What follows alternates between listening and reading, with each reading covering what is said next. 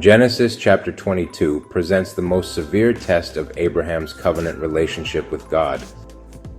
The command to sacrifice Isaac appears to contradict the very promise it was meant to fulfill, creating a profound theological confrontation. This narrative forces us to examine the nature of true faith, obedience, and divine provision. We are confronted with the ultimate question: how does one reconcile a command that seems to negate the character of the God who gave it?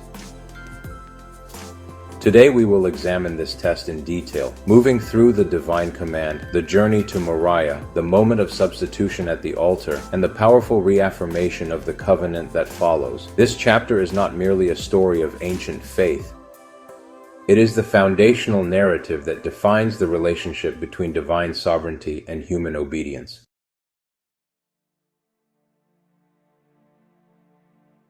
The chapter opens with a stark declaration. And it came to pass after these things that God did tempt Abraham. The Hebrew word used here for tempt, nissa, carries the meaning of testing or proving, not enticing to sin. This is a test designed to reveal the quality and depth of Abraham's faith. God's address is direct and painfully specific. Take now thy son, thine only son Isaac, whom thou lovest. Each phrase layers intensity upon intensity. Thy son establishes the relationship. Thine only son recalls the unique status of Isaac as the child of promise, through whom the covenant would be established. Whom thou lovest pierces to the heart of the matter, acknowledging the deep emotional bond. This specificity eliminates any possibility of ambiguity or alternative interpretation. There is no room for misunderstanding the object of the command. The command continues with equal precision. And get thee into the land of Moriah, and offer him there for a burnt offering upon one of the mountains which I will tell thee of. The location, Moriah, is significant. A 3-day journey separates Abraham from the place of sacrifice. This geographical distance is not incidental. It creates a crucial space for reflection and decision. Abraham is not acting in a moment of heated passion or immediate response. He has 3 days to contemplate the enormity of the command, to wrestle with the theological tension it creates. How can the God of life, the God who miraculously provided Isaac in his old age, now demand the sacrifice of that very promise? This is the core tension of the test. It pits God's command against his own character and his stated promises.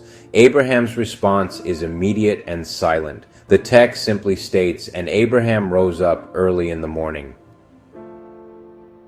There is no recorded debate, no questioning, no attempt to negotiate. His obedience is swift and decisive. This immediate action demonstrates a faith that operates on a plane beyond human understanding. Abraham's faith is not in his own comprehension of God's plan, but in the character of God himself. He trusts that the God who made the promise is the same God who can and will resolve the apparent contradiction between the command and the covenant. This is the essence of the test. Will Abraham obey based on what he sees and understands, or will he obey based on who God is? His silent, prompt obedience answers that question unequivocally. The preparations for the journey begin. Abraham saddles his donkey, takes 2 of his young men and Isaac his son. He splits the wood for the burnt offering. These practical, methodical actions stand in stark contrast to the emotional weight of the mission. Each piece of wood hewn, each strap tightened, is an act of obedience layered upon the initial command. The presence of the 2 young men adds another layer of complexity to the narrative. They are witnesses to the beginning of the journey, but they will not be witnesses to its peak. They represent the outside world, from which Abraham and Isaac must separate to face the test alone. The journey culminates on the 3rd day. Abraham lifts up his eyes and sees the place afar off. He then speaks to the young men, delivering one of the most poignant lines in the narrative. "Abide ye here with the ass, and I and the lad will go yonder and worship and come again to you." The word worship is crucial. Abraham frames the impending act not as a tragedy or an execution, but as an act of devotion. Even more significant is his statement, "and come again to you."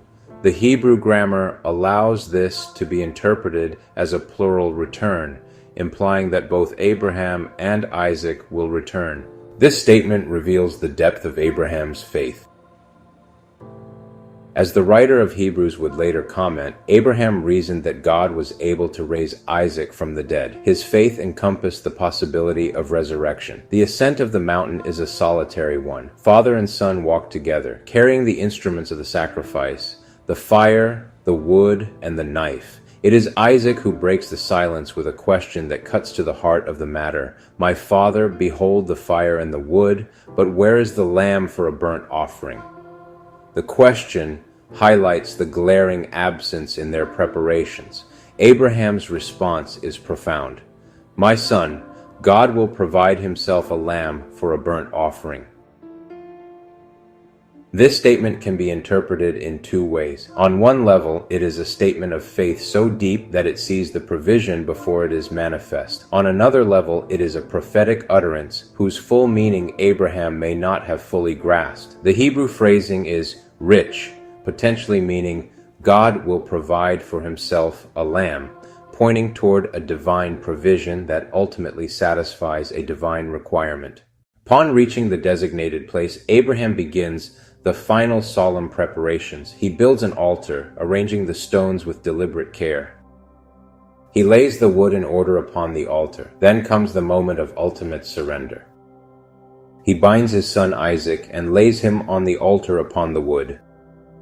The binding of Isaac, known in Hebrew tradition as the Akedah, is an act that signifies complete yielding. There is no record of resistance, only the quiet fulfillment of a father's terrible duty. Abraham's hand then takes the knife to slay his son. His willingness to follow through demonstrates a faith that has moved beyond internal conviction to external, costly action. This is the moment where faith is proven not by words, but by obedience that costs everything. At this critical juncture, the angel of the Lord calls to him from heaven, Abraham, Abraham. The repetition of the name conveys urgency and intimacy. The angel declares, Lay not thine hand upon the lad, neither do thou anything unto him. For now I know that thou fearest God, seeing thou hast not withheld thy son, thine only son, from me. The test is complete. The purpose was not the death of Isaac, but the revelation of Abraham's heart. The fear of God referenced here is not terror, but a reverent awe and trust that results in unwavering obedience. God's knowledge is not increased in an ontological sense. Rather, Abraham's faith is now demonstrated and made manifest in the historical realm.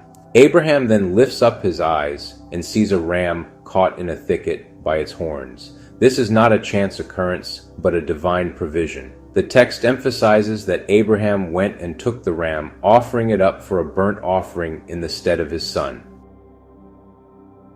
The principle of substitution is powerfully established. The divinely provided animal takes the place of the son who was under the sentence of death. Abraham names the place Jehovah Jireh, meaning the Lord will provide. This naming is a declaration of faith for future generations, a memorial to God's faithfulness in the moment of ultimate need. The statement is prophetic. In the mount of the Lord it shall be seen, or it shall be provided. This event becomes a paradigm, foreshadowing the greater theological theme of substitutionary atonement, where God himself will provide the ultimate sacrifice to satisfy the demands of his own holiness. Following the substitutionary sacrifice, the angel of the Lord calls to Abraham a second time from heaven. This second address is not part of the test itself, but is a divine response to Abraham's demonstrated obedience. The angel speaks by way of an oath, saying, By myself have I sworn, saith the Lord. This is a significant intensification of the covenant promise. Previously, the covenant was based on God's unilateral promise. Now it is reaffirmed with an oath, grounded in Abraham's faithful action. The content of the blessing is reiterated, but with a new foundation. Because thou hast done this thing, and hast not withheld thy son, thine only son. The blessing is expansive, that in blessing I will bless thee, and in multiplying I will multiply thy seed as the stars of the heaven, and as the sand which is upon the seashore, and thy seed shall possess the gate of his enemies. The promises of numerous descendants and territorial inheritance are powerfully restated. The climax of the reaffirmation is the universal scope of the blessing. And in thy seed shall all the nations of the earth be blessed. This points forward to the ultimate fulfillment of the covenant through a single descendant, the Messiah, through whom blessing would come to the entire world. Abraham's obedience did not earn the covenant, but it demonstrated the kind of faith through which the covenant blessings would flow. In conclusion, the test of Abraham reveals that true faith trusts God's character, even when his commands appear contradictory to human understanding. Jehovah Jireh, the Lord will provide, becomes the enduring lesson. God's provision meets the exacting demands of his holiness, without negating the certainty of his promises. The ram in the thicket symbolizes the profound truth that God himself will ultimately provide the perfect sacrifice. This chapter establishes the foundational pattern for understanding redemption through substitution. The God who tests is indeed the God who provides.